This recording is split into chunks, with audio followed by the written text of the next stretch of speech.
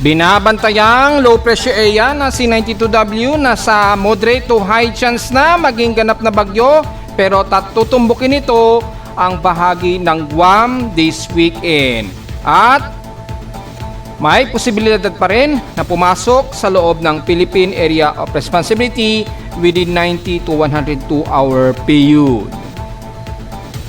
Maulang panahon pa rin sa katimugang bahagi ng bansa, magpapatuloy bunsod pa rin ng umiiral na surface trap sa Southern Mindanao area. Nalalabi pa rin naman sa magiging katamtaman, pero ilang bahagi pa rin ng Luzon, lalo na sa hilagang silangan ng bahagi ng Luzon, patuloy ang hot humid na panahon, kabilang na ang southeastern Luzon. Metro Manila magiging overcast and gloomy rin, pero patuloy ang forecast ng isolated showers and localized thunderstorms.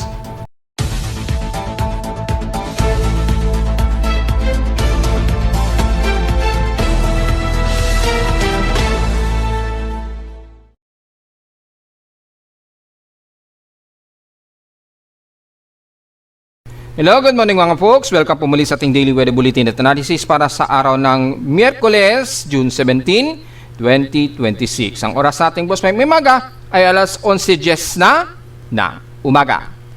Medyo gloomy ngayon tayo sa bahagi ng Luzon, kaya patuloy tayo na magiging overcast at gloomy na may pagkahi sa Metro Manila at ilang bahagi pa rin ng hilagang bahagi ng Luzon. Although hot humid na panahon o katamtaman, inaasahan pa rin ang medyo may mga aasahang mga kalat-kalat na pag-ulan na may pagkilat at pagkulog ang aasahan pa rin. Lalo na sa silangang bahagi ng Luzon at kanlurang bahagi dahil sa magkabilang o dalawang weather systems na umiiral sa atin, ang easterlies at ang ilang manipis na habagat naman dito sa kanlurang bahagi ng Nodo Luzon. Mula sa Doppler radar imagery, makikita natin ang kalatan na ito ng mga water vapor estimation. Although mababa ang reflectivity, ibig sabihin magkaroon man ng mga light to moderate dyan sa ilang bahagi pa rin ng Aurora region hanggang Quezon province, mga manaka-naka lamang at sandalian lamang na pag-ulan. Sa ngayon, medyo katamtaman lang ang medyo umiiral sa kanlurang bahagi ng Luzon, pero yung manipis na hanging habagat ay magpapatuloy pa rin magbubunsod yan ng gloomy na panahon, pero kasabay din ng medyo hot humid na panahon sa Central Luzon, kabilang na ang Metro Manila at Calabarzon area. Nalalabi naman sa walang masyadong mataas na reflectivity, ibig sabihin halos mababa pa ang tsansa ng mga pag-ulan, pero expected sa maghapon lalo na sa bandang Mindanao ay magpapatuloy pa rin ang mga isolated rain showers and localized thunderstorms. Mula naman sa ating real-time na lightning detection system, meron tayong 99 lightning strikes, lalo na sa silangang bahagi ng Visayas o Southeastern Luzon na kasalukuyang nakakaranas ng mga ilang manakanakang isolated rain showers. Although medyo merong combust circulation dito, pero dulot lamang yan ng draft siguro ng manipis na easterlies dito. So magkakaroon tayo ng mga localized thunderstorm dyan sa may bandang baybay ng Eastern Samar yan, at ilang bahagi pa rin ng bandang Southern Mindanao na kung saan maulap hanggang dyan sa may bandang Zamboanga Peninsula. So meron tayong 99 lightning strikes, pero ang pinakamalapit sa kalupaan ng bansa ay meron tayong 40 lightning strikes na umiiral. So mula sa amin sa Caloocan, pinakamalapit ang 642 km at patuloy pa rin ang pulsing ng ating lightning detector. Ibig sabihin ay nadedetect yung aktibong pagkulog at pagkidlat dyan sa bandang silangang baybay ng Southeastern Luzon at Eastern Visayas. So nadedetect yan ang ating lightning detection system. Malayo-layo nga lang, mga mahigit 600 km ang layo mula dyan sa amin sa Caloocan. Ayan, tuloy-tuloy lamang ang triangulation at nadedetect sa amin sa Caloocan ang pagkidlat at pagkulog malapit dito sa may bandang Eastern Samar or bandang Surigao del Norte. Ayan, nakikita natin na sunod-sunod po yung mga lightning strikes at malakas po yung pulsing. Ayan, abot ng 38 microseconds. So malayo yung distansya ng nadedetect ng ating aparato. So malayo naman yan dito sa Metro Manila, pero yung nasa baybayin po ng bandang Bicol Region at Eastern Visayas at pagitan po ng Surigao del Norte, asahan po ninyo ang malawakang pag-ulan na may pagkilat at pagkulog. Ingat na lamang po mga folks. So patuloy po na nakataas ang ating 20% dito sa Metro Manila, pero pagdating daw ng Huwebes, at least 60% ang tsansa ng pag-ulan sa Metro Manila po.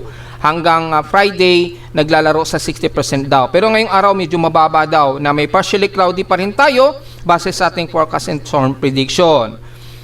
Sa ating current conditions, overcast, gloomy tayo, haze at few clouds ang umiiral dito sa amin sa Caloocan ngayon. So mapapansin naman natin sa live CCTV na medyo gloomy nga po tayo at medyo hazy. Pero medyo may pagbugso ng hangin at least mga hanggang 10 km per hour o 11 km per hour. Sa lowest temperature na netala naka-weather station kanya ng 5:29 AM, pinakamababa ng 26.7 degrees Celsius. Pero kahapon ang pinakamataas na ang 34.8 degrees Celsius. Kahapon ito ng hapon at 1:44 PM. Ibig sabihin lamang yan ay napakataas ng aming heat index kahapon. Despite na gloomy, pumalo yan ng 51.3 degrees Celsius ang aming instrumentation reading. So kung titingnan natin yung ating station all-time records para sa ating heat index, para sa computed heat index, kahapon ay nasa 44.4 degrees Celsius po yung pinaka-computed heat index namin sa Caloocan. So, mainit pa rin yan at danger level pa rin ang lumalabas na aming heat index. Yan. Pero kung titingnan naman natin sa heat index nationwide sa ating init factor sa Caloocan as of 10:39 AM, meron kaming 44.5 degrees Celsius na init pandama. Sa forecast ay 43 degrees Celsius daw. Sa maghapon naman, hanggang 46 degrees Celsius daw ang itataas sa amin as of 1 o'clock hanggang 2 o'clock po ng hapon. Well, maaaring mag-iba yan dahil kahapon nga po bumalo ng 51 degrees Celsius po.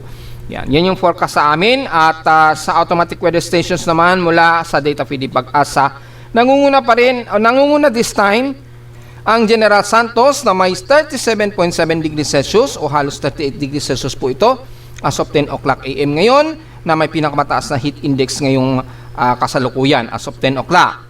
Pangalawa ang Diet Camarines Norte na may 35.9 degrees Celsius po na init pandama. Yung instrumentation reading po ito ha. At pumapangatlo lamang ang Ilocos Norte sa Lawag na may 36.15 degrees Celsius po na highest heat index mga folks.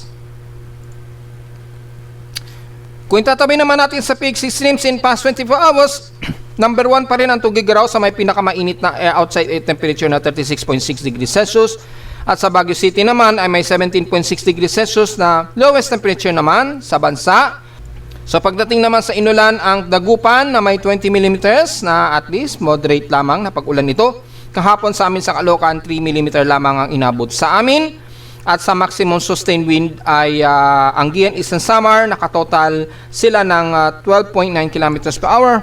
Mas mababa naman sa amin at least 6.2 km per hour lamang ang aming average wind speed in 1 hour po.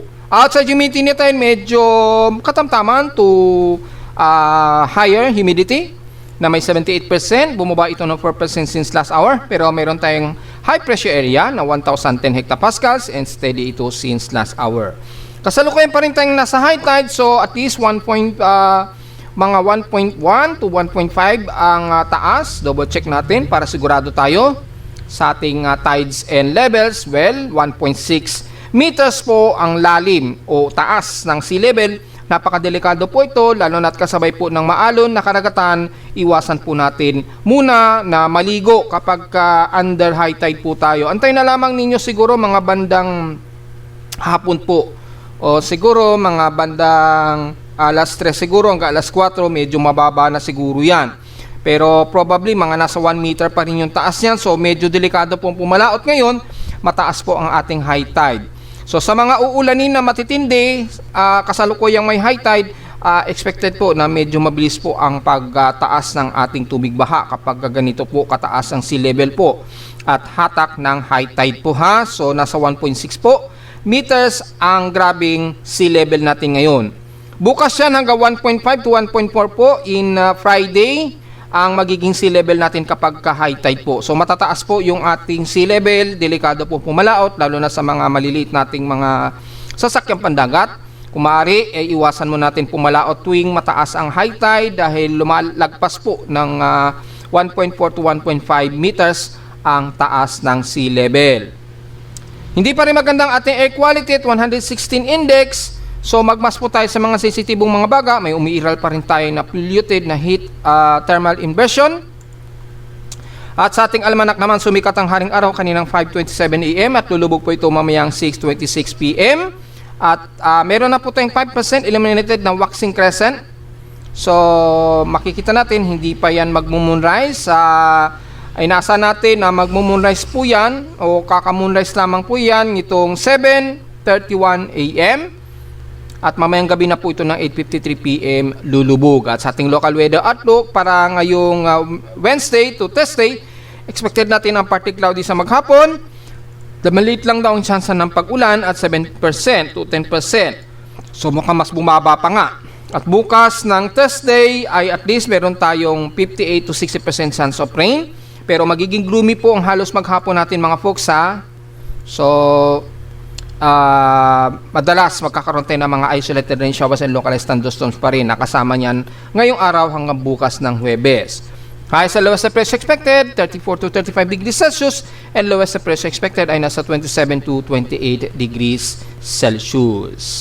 So mula sa ating satellite imagery na ginagamit natin ng Himawari, makikita natin ang ilang heavy rain showers pa rin sa may bandang Hong Kong, pero sa ilang bahagi ng extreme northern Luzon at least medyo katamtaman ang ating panahon. May ilang partly cloudy lamang to some mostly cloudy, lalo na sa may bandang Quezon Province at Aurora, pero the rest katamtaman ng panahon natin at mga ilang partly cloudy lamang ang umiiral sa buong extreme northern Luzon. Pababa na yan ang Pangasinan at bandang Central Luzon.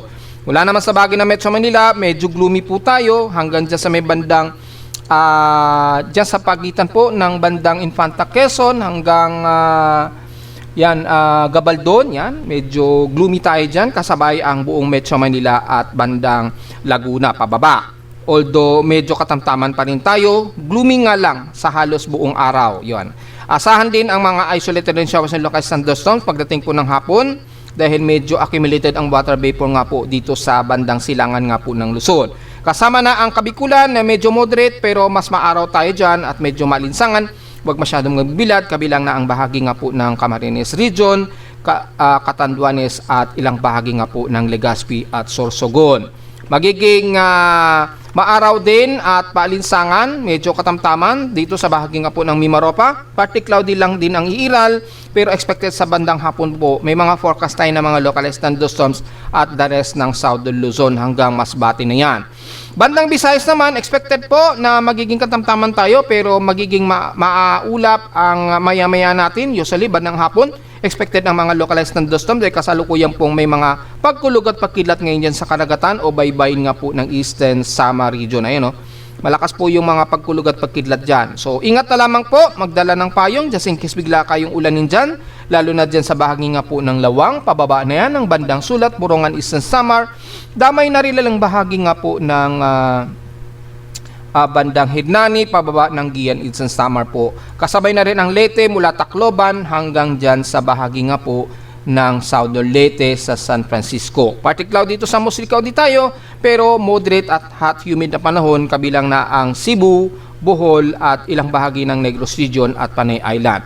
So magkakaroon lamang tayo na medyo isolated lamang na mga ilang light to moderate showers. Scattered lamang ito, so very ready na lamang ng mga payong. Mukhang hindi naman siguro tatagal ng isang oras yung buhos ng ulan. Depende na lamang yan sa daloy ng water vapor galing dito sa bandang dagat silangan natin na kung saan malakas po ating easterly trade wind. At pagdating sa Mindanao, ang Davao Region, kabilang na ang South Cotabato mula General Santos hanggang dyan sa bandang Davao Occidental sa Jose Abad Santos sa Sarangani ha. Moderate to heavy rain showers po ang aasahan natin dyan. Dahil mayroon tayong surface trap na umiiral dyan, nagbubunsod po ng moderate to heavy rain showers at kasabay din ang localized thunderstorms. Kasama na ang South Cotabato, Sultan Kudarat, patas na ng Maguindanao del Sur at North Cotabato area at Kidapawan po. Magiging maulap din ang City of Davao, ilang bahagi dyan sa baba ng northern ng Davao del Norte at Davao de Oro. Magiging maulap tayo maya-maya mula sa pagiging maaraw and then magiging makulimlim din maya-maya. Magkakaroon tayo ng mga kalat-kalat and scattered rain showers and localized thunderstorms. Nalalabi sa silangan ng Mindanao, bagamat medyo katamtaman din tayo, maaraw tayo sa ngayon, pero mataas ang forecast of localized thunderstorms bandang hapon po. So be ready na lamang just in case po dahil isolated po na pag-ulan ang iiral mula sa Surigao del Sur, pababa na nga po yan dito sa bahagi ng Caraga.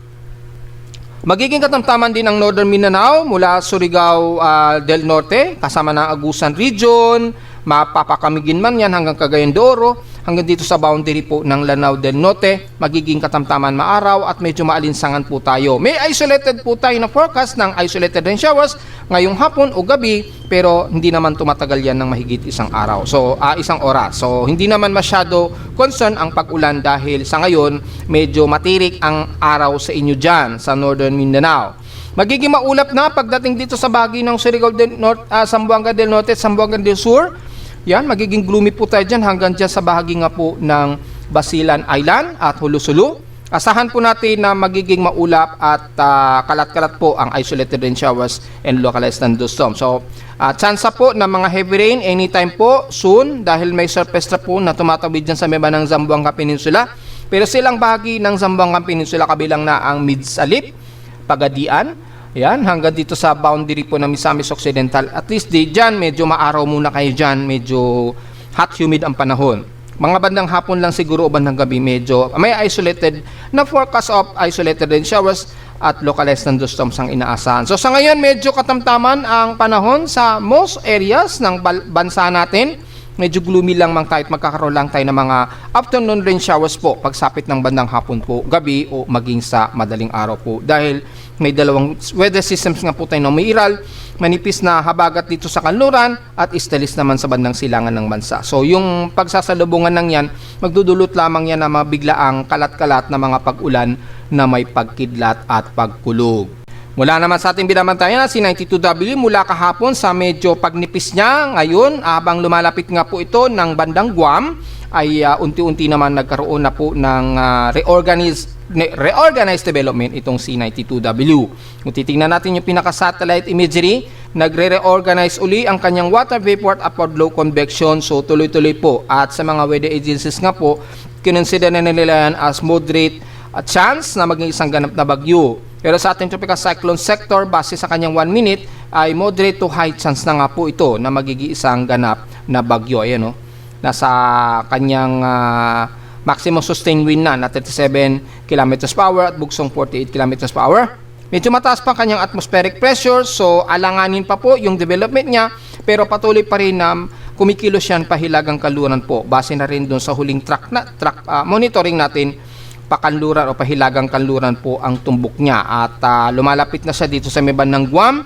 So just in case pagtawid niya ng Guam ay dito ay may maliit o may posibilidad pa nga na ito ay makapasok ng Philippine Area of Responsibility. Although napakalawak pa ang cone of uncertainty niya, ha? Yan, at sa ngayon yung kanyang mga forecast ensemble, mapapansin po natin ay napakalawak pa ng ensemble niya. So, napaka-disorganized pa ng kanyang ensemble. So, may maliit na posibilidad pa mula rito ay papasok ito ng Philippine Area of Responsibility. Just in case, mag-tropical depression yan. Gaya ng mga report natin noong nakarang linggo, matatawag yan sa Bagyong Francisco. Pero, wala itong malaking significant na sa ngayon na magkakaroon ito ng paglandfall sa malaking kalupaan ng bansa or magiging malaking epekto sa bansa. Pero depende pa rin yan sa kanyang development, ha, bago pumasok ng PAR this coming weekend.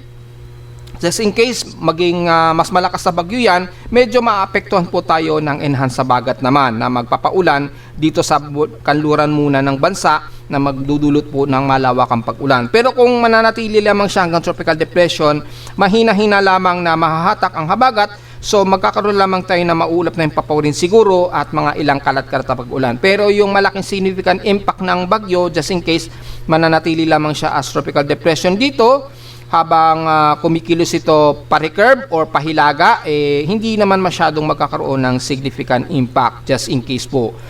Yan, at least malinaw po yan mga folks at wala pa pong uncertainty o masyado pang malawak ang pagka-uncertainty nito na pumasok ng PAR. Pero yung confidence kasi ng ensemble medyo mataas na chance na ito ay makakapasok nga po ng Philippine Area of Responsibility within 96 to 102 hour period po yung pagitan ng oras niyan. Depende sa magiging movement speed po niyan mga folks.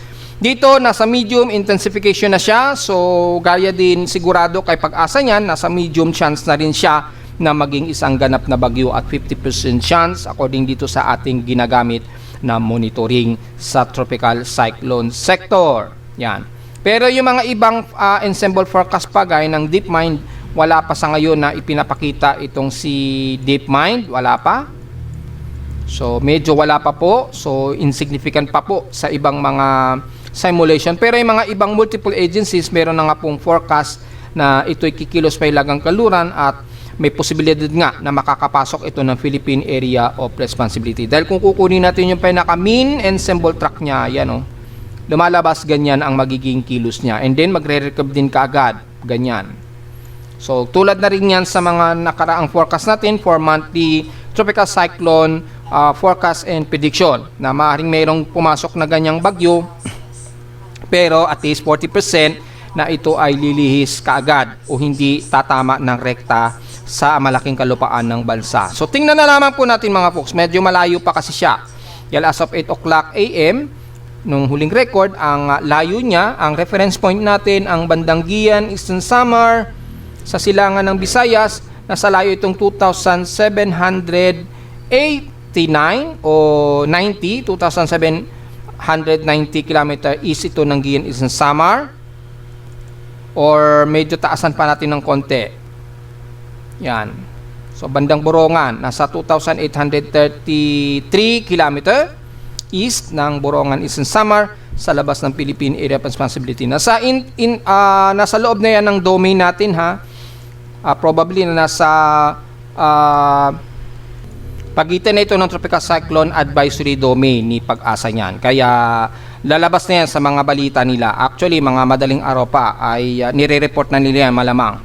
Yan, dahil nasa TICAD na siya, Tropical Cyclone Advisory Domain na siya halos. Kaya asahan na ninyo ay nire-report na yan ni Pag-asa. Pero alam naman ninyo, isang araw pa natin nire-report ito, nakaraang linggo pa, na may minomonitor na nga po tayong isang bagong invest na C92W. So, maaaring tumbukin po niya muna ang bandang Guam or Northern Mariana Islands sa magdadala muna ng matitinding pag-ulan dyan. Yan. Kung i-activate natin ang satellite imagery, halos kita na siya dito sa pinaka-satellite view. Yan o. Nakikita natin yung pinaka-upward low niya at nagkakaroon pa ng continuous organized development. Kaya maaaring magtutuloy-tuloy po yan mga folks ha. Yan, maaaring magtutuloy-tuloy po yan mga folks na magdadala ng mga malawakang kaulapan at mga pag-ulan. So makikita po natin dito ang ensemble, at least may idea na kayo na malawak pa ang kanyang uncertainty. Kung ano man yung magiging kilos niya, posible pa rin itong lumapit dito sa may bandang silangan ng Nodo Luzon, or posible namang hindi. Or posible namang makapasok pa rin ng PAR pero lilis din kaagad na walang maapektuhan sa malaking kalupaan ng bansa. So tingnan-tingnan po natin at mag-update pa rin po tayo mga folks, dahil kung titingnan natin sa mga extended forecast pa ng Japan Meteorological Agency, halos wala pa silang itinataas na forecast na maitatawag nila itong ganap na tropical depression sa ngayon. Yan, double check natin ha. Baka biglang mag-update to habang tayo nag-uulat, dahil kay Joint Typhoon Weather Center, makita natin na sa medium chance na po siya, pero kay Japan Meteorological Agency ay slowly low pressure area pa rin siya. Within or next 24 hours ay natili pa rin siyang low pressure area, or within 48 hours ay nanatili pa rin sa low pressure area. So tingnan po natin, monitor pa rin tayo dahil wala pa rin itinataas na possible category si Japan Meteorological Agency. At mula naman sa kanyang tropical cyclone assessment monitoring natin, mapapansin natin dito kay GPS, although papasok ito na o posible pa rin itong pumasok ng PAR, pero makikita natin medyo lilis din siya kaagad. Wala siya nakikitaan na medyo lalapit dito sa may bandang malaking kalupaan ng Luzon. Pero depende pa rin sa intensification niya ha, kung ito ay magiging tropical storm, ganyan, o mas sigit pa sa tropical storm, magkakaroon tayo ng epekto sa bansa niyan, at least mga pag-ulan po. Yan, wag naman sana lumakas pa itong bagyo para hindi tayo magkaroon ng enhance sa bagat. Yun lamang siguro ang makikita natin na magiging problema sa bansa kapag ito ay lumakas. Pero kung hindi man, dadaan lamang siya sa loob ng PAR, matatawag pa rin nating San Francisco just in case, pero ito ay agad-agad ding lalabas siguro within 48 hour period po. Pag pumasok ito ng PAR, estimated ahead of time, Yan siguro kung pagbabasehan natin dito sa global spectral model, yan, papasok ito ng PAR mga estimated mga June 20. So mga weekend nga po, either mga Sabado yan or Linggo. Papasok na ito ng Philippine Area of Responsibility. Ayan o, papasok. And then pagkapasok niya ay agad din itong magre-recap ng konti, pero dito sa forecast ng GMA halos malapit siya o halos malapit siya dito sa silangan ng Nodal Luzon. Pero wala pang nakikitaan pa rin na magkakaroon ito ng significant landfall. Yan. So ang medyo titingnan natin dito kung ito ay magiging malakas na bagyo ba or manatili lamang siya as tropical depression. Yan po ang magdedepende sa hatak nito sa ating habagat na magdadala ng malawakang ulan. Dito nga po sa bandang timog kanluran muna ng bansa na una munang makakaramdam ng enhanced habagat kung sakaling lumakas. Kay CMWF naman ay dito magiging tropical depression siya pagkatawid ng bandang Guam. So dito magpapasok din daw ito ng Philippine Area of Responsibility. Yan, estimated ahead of time yan, mga June 20 din. So most probably mga June 20 o Friday nitong Sabado o Linggo ay posible na itong makapasok ng Philippine Area of Responsibility sa darating na Sabado o Linggo. Well, tingnan po natin kasi depende yan sa movement speed. Dito at least tropical depression ang nakikitaan ni ECMWF. Yan. Pero sa ngayon, mula sa ensemble, malawak pa yung kanyang uncertaintiness kung ito ay lalapit sa kalupaan ng Luzon. Sa kanyang mean sea level pressure, kung titingnan natin yung mean sea level pressure, ay halos sa pagtawid niya ng bandang Guam, ayan, makakapasok nga ito ng PAR, ayan, by June 20 nga po. So, mga June 20 o June 21, depende, ay papasok at mukhang matatawag pa natin sa Francisco kung maging tropical depression yan. Yan. And then, halos babalandra lang siya sa may bandang Extreme Nodal Luzon, then kakambyo kaagad siya pahilaga.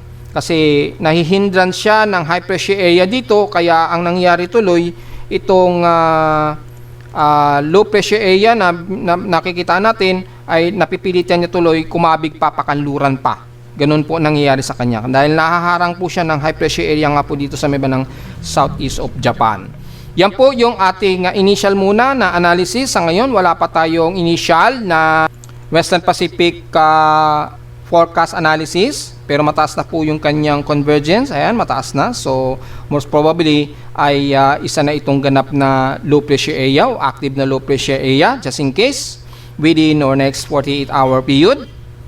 Yan. So, yan lamang po ang nakikitaan natin sa ngayon. So, mag-update pa tayo dahil sa ngayon, malayo pa naman ang lokasyon ni 92W. So mag-update tayo hanggang this weekend kung ito ay tuluyang magiging mas malakas pa o magiging mas ahead pa siya sa pagiging tropical depression, mga folks. Samantala naman sa ulat lindol, well, wala naman tayong nadedetect na medyo malakas-lakas sa paghiling, hindi kagaya po kagabi. Nagkaroon po ng sunod-sunod na mga magnitude 5 dyan sa may bahagi pa rin ng Sarangani o pagitan ng Sarangani at General Santos. So madalas po kayo inuulan dyan, ingat po sa landslide dahil tuloy-tuloy po na surface top dyan magdadala ng pag-ulan. Sa ngayon wala tayong nadedetect hanggang sa kasalukuyan na ito na malakas-lakas na pagginig so far. Yan, so wala namang masyado. So diretso agad tayo sa data feed ni PBOX. Marami na rin kaagad ang registered na naman ng mga aftershocks. Kung bibilangin natin, nasa total of 84 aftershocks po ito ngayong araw. Yan po yung total na bilang natin sa ngayon. So mula kaninang madaling araw ay meron tayong isang magnitude 4 na naitala. Yan, sa bandang Davao Oriental daw ito. Yan, naganap, 1:51 AM po ito sa bandang southeast of Tarragona, Davao Oriental na may magnitude 4.0. Mababaw lang, epicentral depth nito at 11 kilometers. So since nasa dagat ito, medyo bahagyang nararamdaman niya ng mga taga-Mati sa Davao Oriental. After nyan ay wala namang mukhang sumunod na magnitude 4. Pero patuloy pa rin ang aftershocks dito sa paligid nga po ng Sarangani at General Santos. So nasa, ayun nga po, binilang natin, nasa 84 ang aftershocks na naibilang natin. So mag-ingat pa ninyo mga kababayan natin dyan ha. Patuloy pa rin kayo nakakaranas ng mga aftershocks dyan. Medyo malakas-lakas na aftershocks. So diretso agad tayo sa ating historical earthquake data. Kung mabibilang natin kung ilan na po yung total earthquakes natin. Yan, so kung titingnan natin for the month of June, Yan, total earthquakes na natin ngayon ay nasa sakto 2,000. Eksakto 2,000 po ang ating total earthquakes. 1,895 po between magnitude 2.0 pataas, 87 sa magnitude 4, 15 sa magnitude 5, napakarami na. At 2 magnitude 6 at 1 magnitude 7 plus, which is ito nga po yung magnitude 7.8 na nangyari nga po dyan sa bandang Maasin, Sarangani. Lakas po ng pagyanig. So yan po, binago na rin ni PBOX yung location. Supposed to be bandang ano yan eh. Ang unang binanggit nila dyan, yan, southwest pa rin siya ng Maasim. Tama, southwest pa rin siya ng Maasim. Sarangani. Yan, sako pa rin daw siya ng Sarangani area. Yan po yung huling lindol na meron tayong isang magnitude 7.0 pataas. At pinakamarami na pong total earthquake ito ngayong taon. Dahil nga po sa nangyaring magnitude 7.8 at until now, patuloy pa rin na madadagdagan yan mga folks ha. Inaasahan po natin na magtutuloy-tuloy yan. At posible pang umabot yan sa 2,500 dahil nakakakalahating buwan pa lamang po tayo. So posibleng umabot pa yan sa 2,500 or worse, baka umabot pa ng 3,000 total earthquakes ngayong buwan. Well, tingnan po natin mga folks. At sa ating annual earthquake naman from January, kung kumpara, makita natin na sa 10,662 na po ito. Without 1.0 na magnitude, 7,404 na po yung total earthquakes natin. So mag-ingat po lalo na dito sa may bandang katimugan nga po ng Mindanao na sunod-sunod pong nakakaranas ng malalakas na pagyanig. At narito naman ating 3-day to 8 weather forecast para sa araw ng Miyerkules, June 17, 2026.